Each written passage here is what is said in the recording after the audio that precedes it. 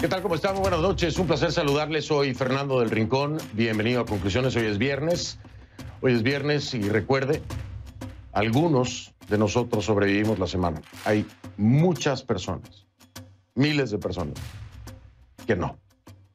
Así que no lo echen saco roto. Valórelo y piense cómo puede ayudar para que sean más los que sobrevivan la semana. Se lo digo por la pandemia y por cualquier otra forma en la que pueda ayudar. Esta noche vamos a cerrar, por supuesto, con un seguimiento a esta masacre horrorosa, espantosa, ocurrida en Tamaulipas, la matanza de Santa Anita, en Tamaulipas, en donde todavía no queda claro si eran o no migrantes guatemaltecos los que se encuentran o se encontrarían en estos cuerpos calcinados. Tampoco queda claro si en efecto, como lo decían las primeras investigaciones preliminares de las autoridades, el hecho ocurrió en el estado de Nuevo León y después fueron trasladados y calcinados en Tamaulipas. En fin, aún hay muchas preguntas, muchas preguntas. Mientras que en Guatemala, en Comitancillo, ya los familiares de un amplio grupo de migrantes que trataba de llegar a los Estados Unidos ya los lloran, ya los velan, ya prácticamente lo que hacen es esperar los cuerpos. Hago la aclaración, como todas las noches, de que no hay aún evidencia científica contundente que permita aseverar que se trata de migrantes guatemaltecos asesinados en territorio mexicano. Hoy hay desarrollos importantes en el tema de identificación.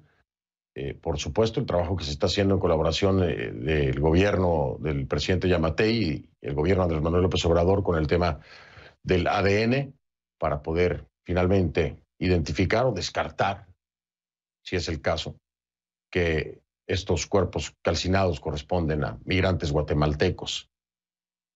Lo cierto es que esto había estado, no sé si tratando de ser silenciado o si no se le había dado la relevancia que merecía, pero no había acaparado los titulares. Afortunadamente, al menos aquí en Conclusiones, no dejamos morir el tema porque es algo sumamente grave y no es la primera vez.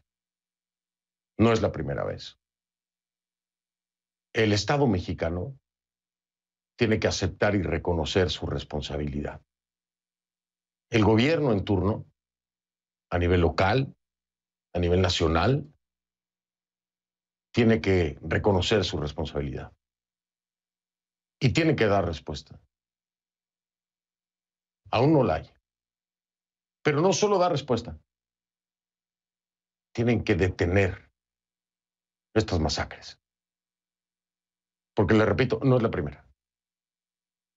Hay una amplia exigencia de muchísimas organizaciones que han levantado ya su voz para exigir la investigación a fondo, para exigir que se dé con los responsables, para exigir que esa política migratoria que prometió Andrés Manuel López Obrador al inicio de su gobierno, ¿recuerda usted? De fronteras abiertas, de bienvenida a los migrantes, ¿se acuerda usted? Hoy es completamente lo contrario. Hoy esa política migratoria que prometió Andrés Manuel López Obrador es mentira. Es mentira por muchísimas razones que no tienen nada que ver con lo que Andrés Manuel López Obrador prometió al inicio de su mandato.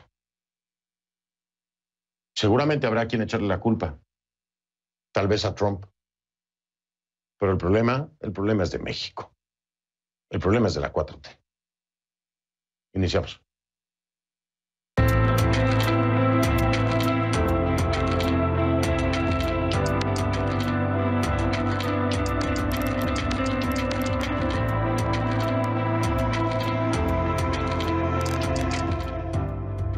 Le pido que a partir de ese momento me acompañe utilizando la etiqueta Conclumasacre MX3. Conclumasacre MX3. El número 3 es por el seguimiento y la cobertura y la investigación que hemos hecho durante 3 días consecutivos a este tema. Conclu Masacre MX3. Sus comentarios, por favor, con esta etiqueta a mi cuenta en Twitter, @soyfdelrincón, @soyfdelrincón. Escuche usted lo que voy a leer a continuación. Abro comillas. Esta tragedia refleja tantos sinsentidos. Países que al hacer de las remesas su fuente de riqueza, se condenan a la emigración. Ejércitos con más determinación de frenar a migrantes que de combatir a traficantes. Niños que al nacer se convierten en amenaza más que en esperanza. Esta es la reacción de la expresidenta de Costa Rica, Laura Chinchilla, a la masacre de Santa Anita, Tamaulipas, después de seguir la cobertura de conclusiones. Así reacciona la expresidenta de Costa Rica, Laura Chinchilla, de una manera contundente, aplastante. Así lo ven desde el exterior y así lo ve una exmandataria. Ese es el nivel de reflexión que hoy no se escucha desde el Palacio Nacional con López Obrador. Tiene COVID, se está recuperando. Hoy no se escucha desde el gobierno del doctor Yamatei en Guatemala. Se hallaron 19 cadáveres carbonizados. Es un hecho que no se puede normalizar. No se puede normalizar ni por la prensa, ni por los gobiernos, ni por nosotros mismos. El hecho de que estas atrocidades ocurran frecuentemente no son la excusa para normalizarlas. Debemos escandalizarnos, aterrarnos, molestarnos, preocuparnos. Y más aún cuando se piensa que son personas que están huyendo de la miseria, de la falta de oportunidad, de la inseguridad. Porque se sospecha hasta hoy que en su mayoría serían migrantes guatemaltecos del municipio de Comitancillo. Allá, hoy las familias tienen miedo. Miedo por lo que pasó y por lo que podría volver a pasar. Según las autoridades municipales, al menos el 40% de la población ha emigrado. Comitancillo es una comunidad pobre. Muchas casas del pueblo son de lodo, piedra y paja. Y la mayoría de las construcciones sólidas que, según los vecinos del pueblo, se levantaron fue gracias a las remesas que mandan los que arriesgaron sus vidas en una ruta en la que corren muchos riesgos, entre ellos el de ser masacrados. A una semana de la tragedia de Santa Anita en Tamaulipas, aún no hay certeza científica que confirme que entre las víctimas había guatemaltecos. No la hay, y lo vuelvo a subrayar. Luis Alberto Rodríguez, que es el vocero de seguridad del estado de Tamaulipas y que estuvo en este programa, nos dijo que hasta ahora, en el avance, ¿no? No le digo que en la entrevista que le hice esta semana, no, en el avance de esto. Me dice que hasta ahora el trabajo forense ha permitido determinar el sexo de algunas de las víctimas. 16 eran hombres y al menos una era mujer. En el caso de otros 2 cadáveres, imagínense usted el grado de carbón en el que quedaron. 2 cadáveres no pueden identificar el sexo. De plano. Según las autoridades de México, se espera que el gobierno de Guatemala entregue las muestras de ADN de los presuntos familiares para cotejarlas con el ADN de los 19 cuerpos. Este viernes Guatemala envió varias de las muestras, y el resto llegarán el martes de la próxima semana. de acuerdo a información del vicecanciller del país, Eduardo Enrique Hernández. Escuche.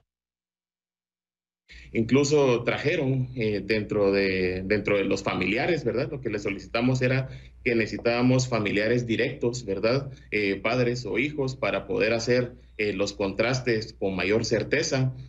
Al momento se han hecho ya 15 exámenes, de los cuales ya hemos enviado el día de hoy 7 a México completos.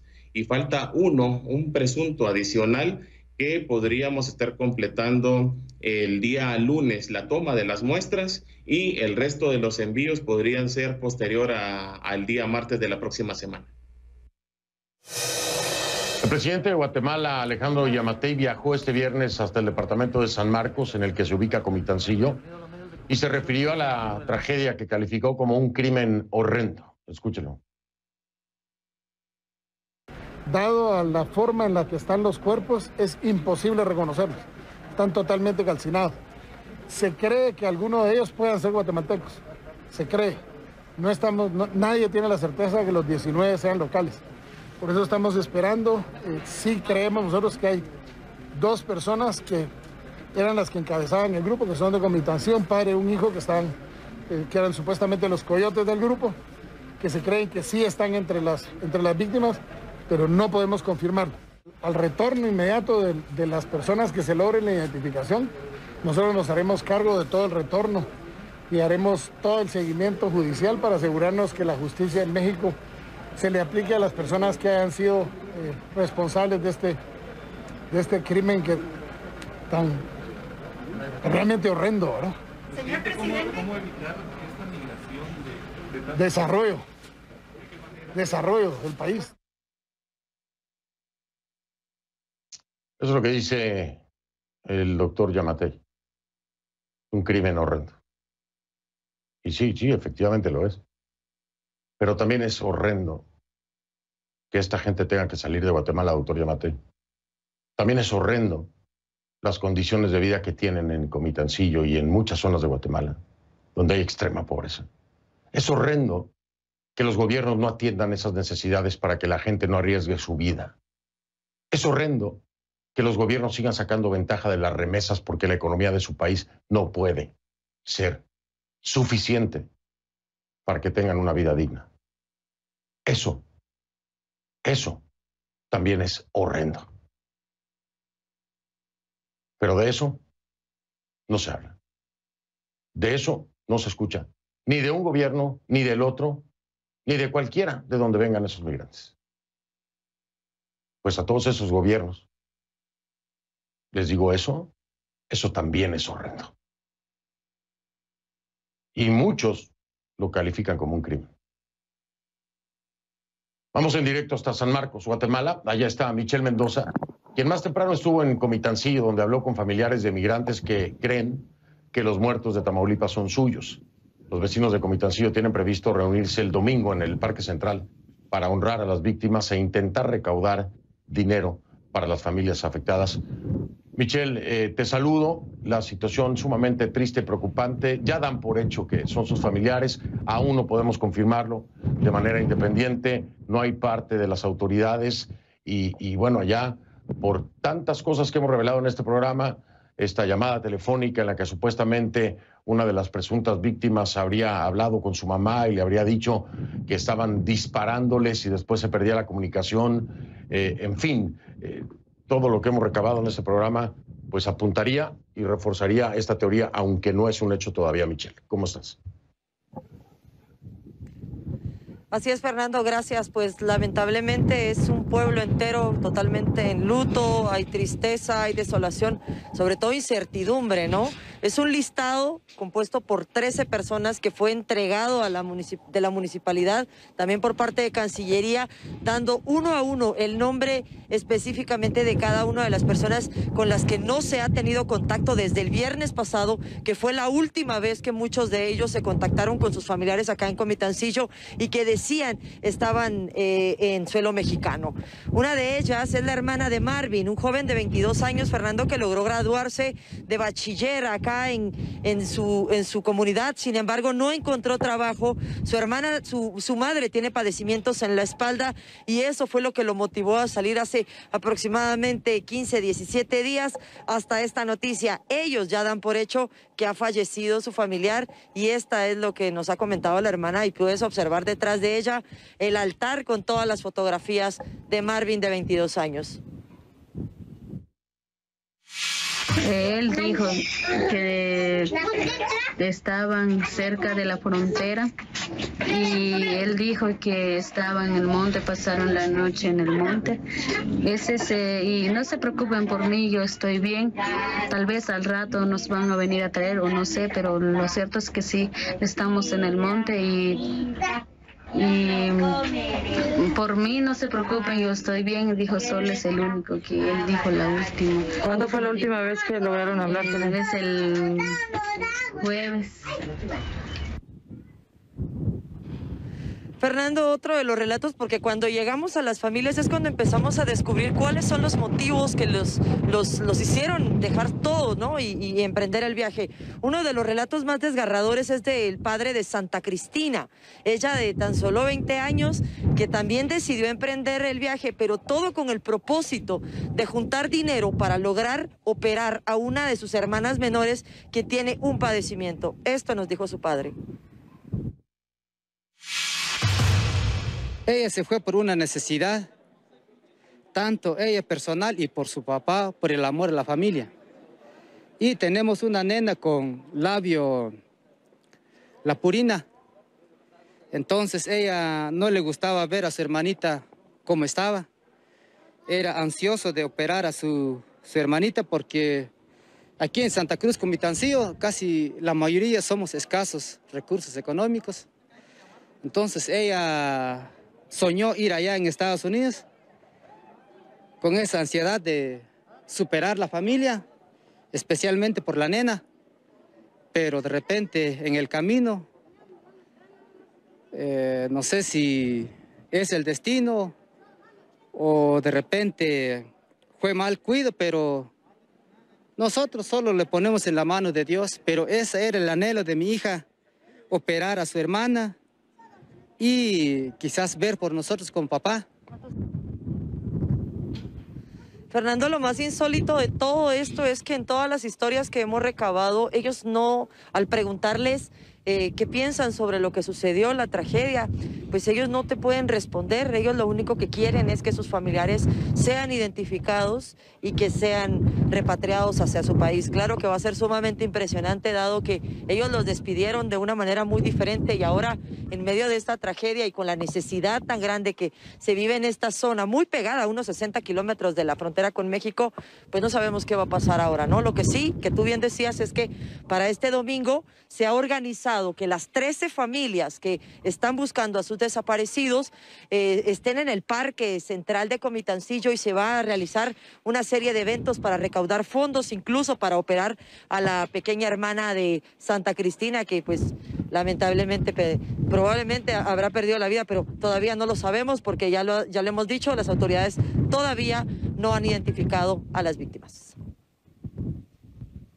Sería una buena muestra de buena voluntad y una oportunidad para el gobierno del doctor Yamatei, de Alejandro Yamatei, el que el Estado ayudara en la operación de esta pequeñita.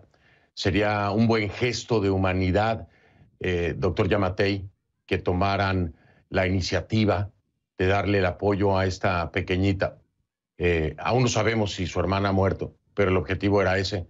Creo que el Estado podría mostrarse muy humano si tomara en cuenta estas necesidades y de alguna forma los apoyara.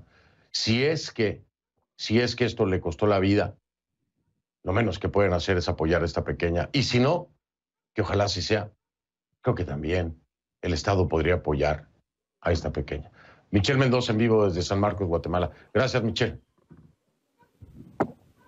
Gracias a ti. Buenas noches. ¿Sabes qué? Lo que más duele, siempre uno ve a esta gente tan humilde, de verdad. Tan humilde. Yo siempre pienso, si fueran 19 cuerpos calcinados de la comunidad empresarial de México o de Guatemala o de donde sea, yo no le puedo explicar el escándalo que habría en los gobiernos involucrados, las acciones contundentes que ya hubieran tomado. Pero esta gente es tan pobre que si no fuera por la presión mediática, quién sabe si nos hubiéramos enterado, ¿no? Vamos con mi invitada de esta noche.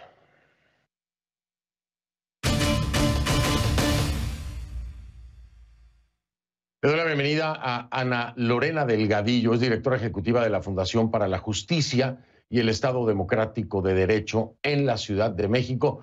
Ana Lorena, bienvenida, gracias por acompañarme. Hola Fernando, buenas noches, muchísimas gracias por la invitación. Ana Lorena, lo primero que quiero traer a colación es el gran incumplimiento de palabra de Andrés Manuel López Obrador. Al inicio de su gobierno prometió un concepto completamente diferente de la migración de lo que estamos viendo hoy, no solamente por esta masacre en caso de que se llegue a comprobar que son guatemaltecos, sino por el tema de la Guardia Nacional en la frontera, de cómo se ha manejado precisamente no permitir el ingreso, y además un pacto que es el Pacto Global de Migración, del cual también México ha sido promotor y no está cumpliendo. ¿Estoy equivocado, Ana Lorena? No, para nada. Creo que una de las cosas que más nos lastima es el que no se reconozca que en este gobierno también se violan los derechos humanos de la población migrante. Como tú bien lo has dicho, pues México ha hecho acuerdos con Estados Unidos, el acuerdo que se firmó ya hace casi un año, este acuerdo que permite, por una parte, que Estados Unidos continúe mandando población, que continuara mandando población migrante que estaba esperando el asilo bajo el MPP o el programa Quédate en México, y también que este pacto lo que promovió fue justamente que se enviara a más de 6,000 elementos de la Guardia Nacional, formada eminentemente por militares, a la frontera sur, para que fuera el muro para la detención de las personas migrantes. Nosotros hicimos un informe que presentamos el año pasado que se llama En la boca del lobo. Este informe, en una conferencia mañanera, una reportera el 17 de diciembre le preguntó al presidente Andrés Manuel López Obrador sobre este informe, que qué opinaba, y pues él lo que dijo es que no existen más violaciones a derechos humanos contra la población migrante en su gobierno cuando este informe documenta secuestros, violaciones sexuales, desapariciones de la población que está todavía en el norte de la República Mexicana esperando el procedimiento de asilo. Y también hay que recordar, Fernando, que este año se cumplen casi 2 años de un secuestro también masivo que ocurrió en un bus en el año 2019. Tú recordarás que bajaron a varias personas en la misma ruta de un bus en estas carreteras que son tan peligrosas en Tamaulipas. Hubo también un desconocimiento de los hechos. Lo que se dijeron es que podrían haber sido con los que iban también viajando quienes lo bajaron. No hemos sabido nada de qué pasó con estos migrantes y ahora estos terribles hechos. Entonces, lo que más nos perjudica como país es negar la realidad, porque en ese sentido, pues no tenemos medidas claras para atenderla.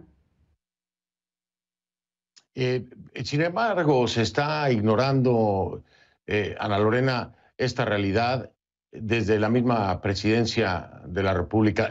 Sánchez Cordero, que está ahora haciendo las mañaneras porque López Obrador tiene COVID, que reapareció hoy, diciendo que estaba muy bien, ahí haciendo un video recorriendo el palacio.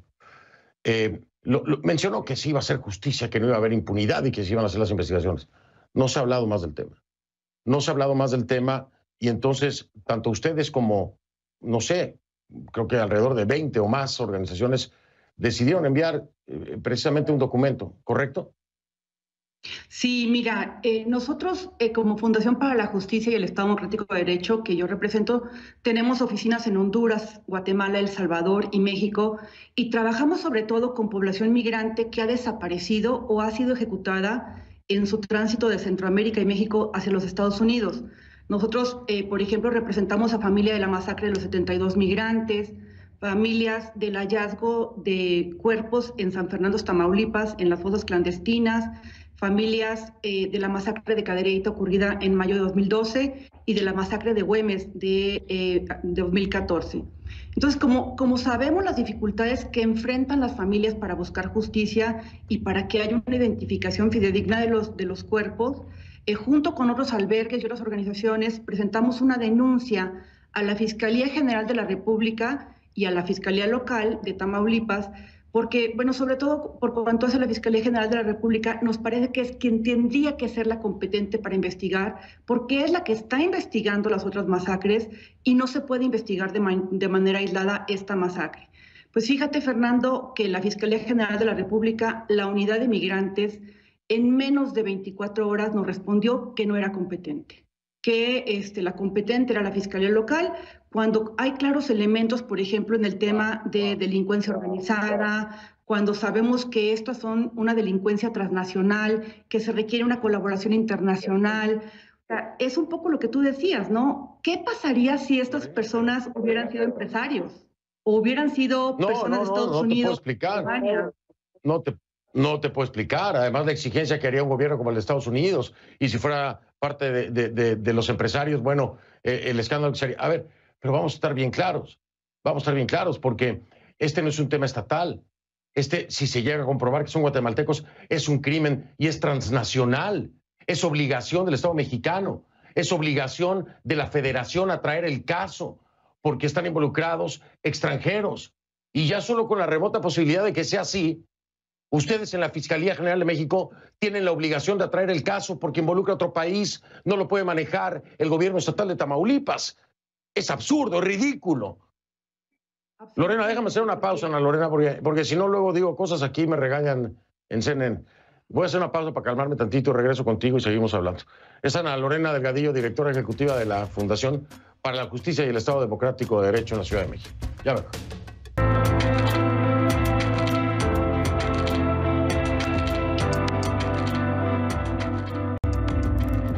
Ahora hay justicia para el pobre y en materia de seguridad ya no manda la delincuencia organizada como era antes. Ya no hay torturas, desapariciones ni masacres. Se respetan los derechos humanos y se castiga al culpable, sea quien sea. Bueno, no tengo que decirle nada, ¿no? Eso lo dijo hace apenas 4 o 5 meses, ¿eh? Fue el 1 de septiembre, en su informe, en 2020. Los hechos lo desmienten. Ana Lorena, regreso contigo.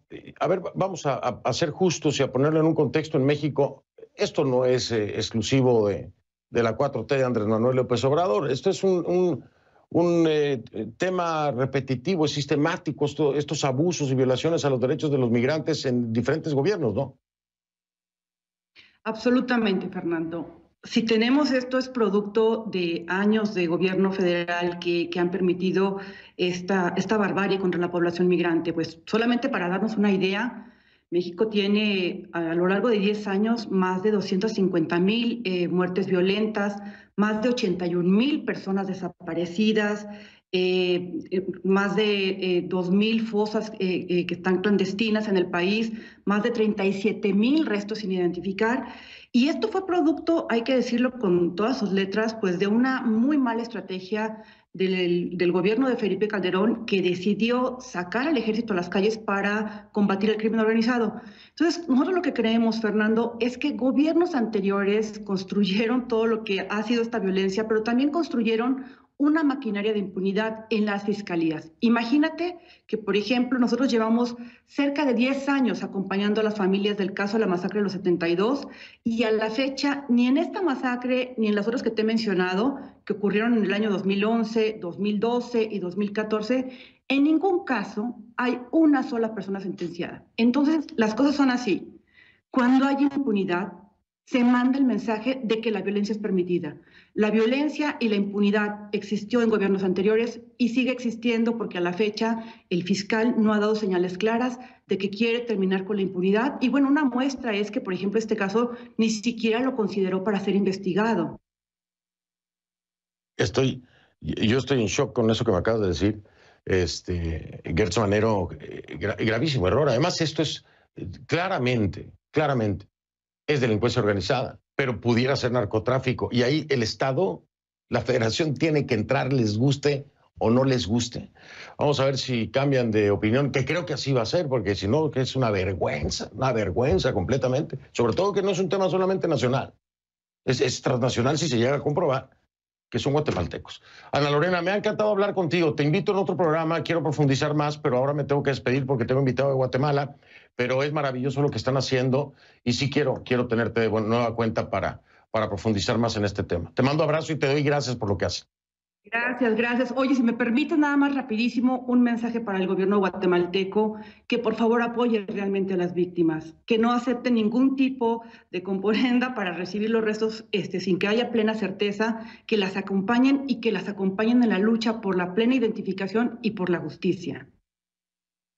Eso espero. Los dos se están viendo muy mal por el momento. Ana Lorena, muchas gracias, Ana Lorena, abrazo, el mejor de los fines de semana.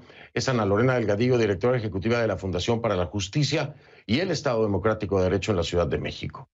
Voy a ir a la pausa porque tengo como invitado ahora al cardenal Álvaro Leonel Ramazzini. Es obispo de Huehuetenango, Guatemala.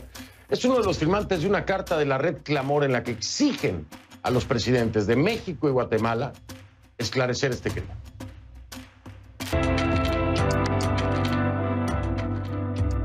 Le doy la bienvenida al cardenal Álvaro Leonel Ramazzini Meri, obispo de Huehuetenango, Guatemala.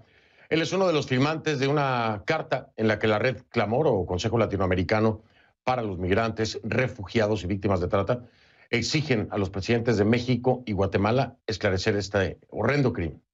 La carta dice así, y cito: los hechos que se reportan en Camargo no pueden ser una estadística más de la impunidad y olvido. No debemos perder la memoria histórica de las masacres de San Fernando, Tamaulipas, en 2010 y 2011, y en Cadereyta, Nuevo León, en el año 2012. Lo que no se sana, se repite.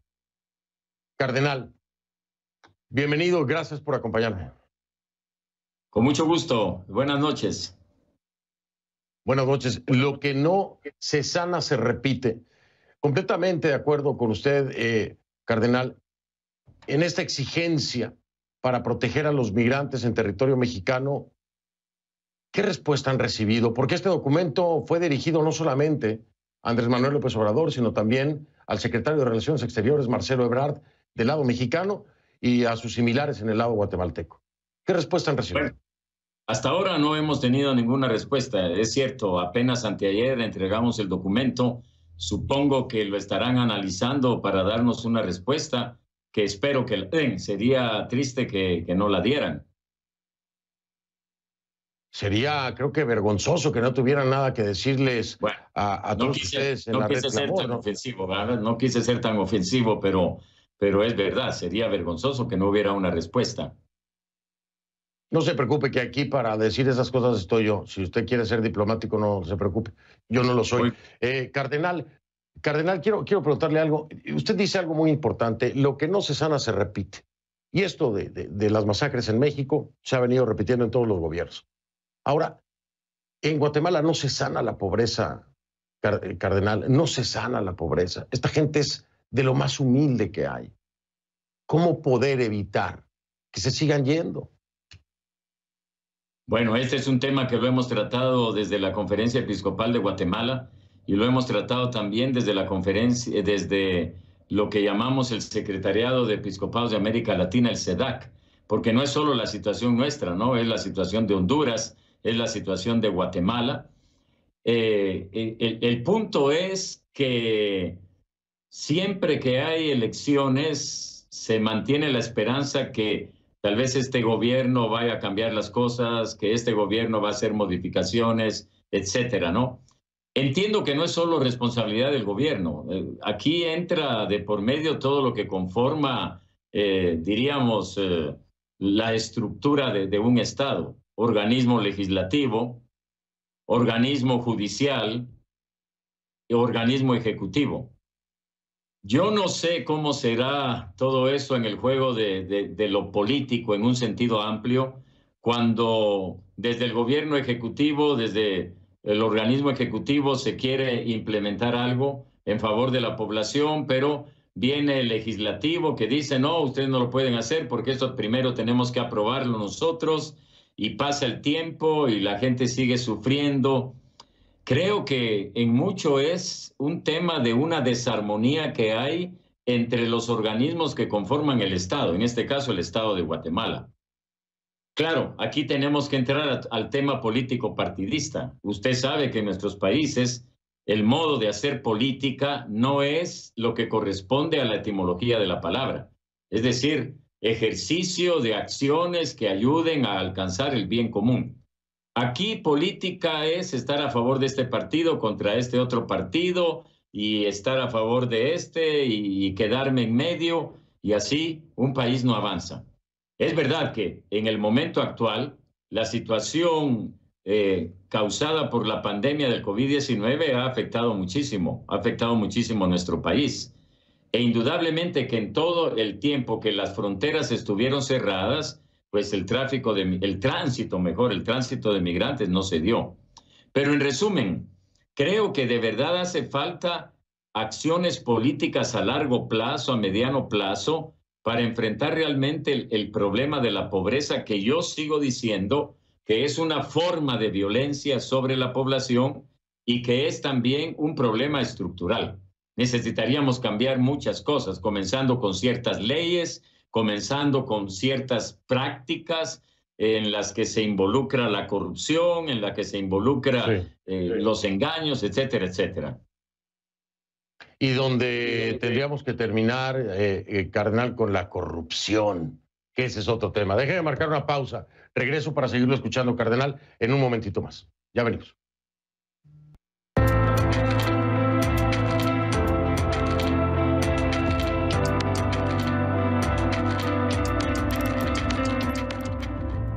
Continuamos con el cardenal Álvaro Leonel Ramazzini Meri, obispo de Huehuetenango, en Guatemala.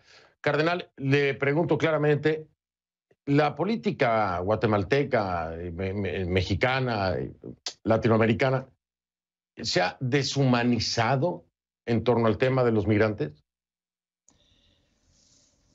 Si no se ha deshumanizado, está en camino de deshumanizarse.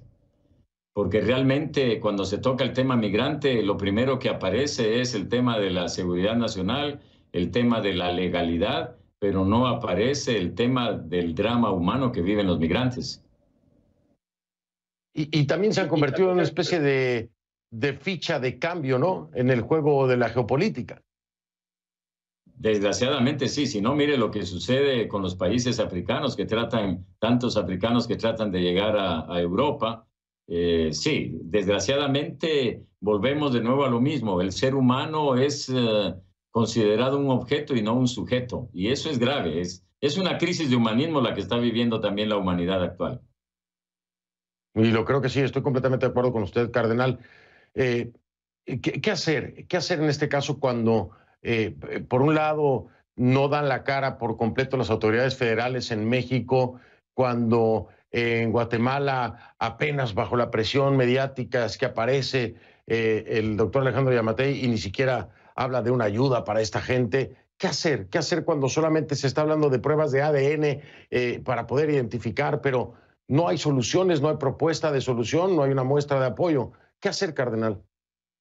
Bueno, seguir insistiendo y sobre todo ir creando una conciencia en la población. Porque hay que ser también honestos. Muchas veces los mismos paisanos nuestros no consideran a los migrantes semejantes. Cuando aquí comenzaron a venir los primeros migrantes que salieron de México, de Estados Unidos, al inicio de la pandemia, mucha gente no los quiso recibir. Aquí mismo en Huehuetenango, la iglesia ofreció un local para recibir a esta gente que venía deportada, y en el barrio donde tenemos esa casa, no aceptaron porque tenían miedo de que los contagiaran de COVID-19.